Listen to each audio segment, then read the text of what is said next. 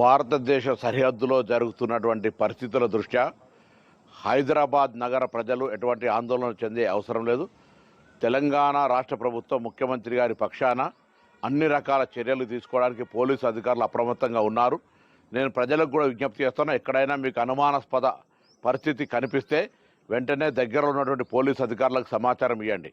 సాయంత్రం 4 గంటలకు బొల్లారం, సికింద్రాబాద్, అదేవిధంగా గోల్కొండ దగ్గర ఉన్నటువంటి ఈ కంటోన్మెంట్ ఏరియాలో మాక్ డ్రిల్ జరుగుతూ ఉంది.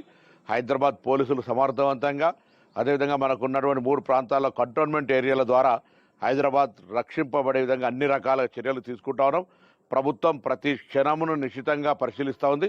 ఎవరు ఆందోళన చెందే అవసరం లేదు, ధైర్యంగా ఉండండి. ఈరోజు భారతదేశంలో జరుగుతున్నటువంటి పరిణామాలలో భారతదేశ అంతర్భాగంగా కానీ సరిహద్దులో మనం గెలవాలని, మనమందరం కూడా ఎవరి తలవంచే విధంగా ఉండొద్దని కోరుకుంటూ తెలంగాణ రాష్ట్ర ప్రభుత్వం పక్షాన కూడా ఎటువంటి లోపాలు లేకుండా అన్ని రకాల చర్యలు తీసుకుంటాను. ఇప్పటికే కాంగ్రెస్ పార్టీ నాయకత్వం పక్షాన కూడా భారత ప్రభుత్వం చేసే ప్రతి చర్యకు మద్దతునిస్తామని చెప్పినారు.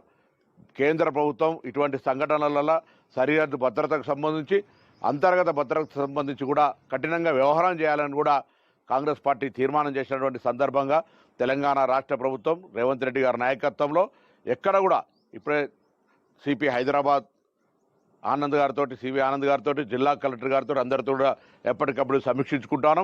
ఎటువంటి విపత్కర పరిస్థితుల్లో ప్రజలకు ఇబ్బందులు లేకుండా చూసుకునే బాధ్యత తెలంగాణ ప్రభుత్వం. ప్రజల భాగస్వామ్యం కూడా అవసరం.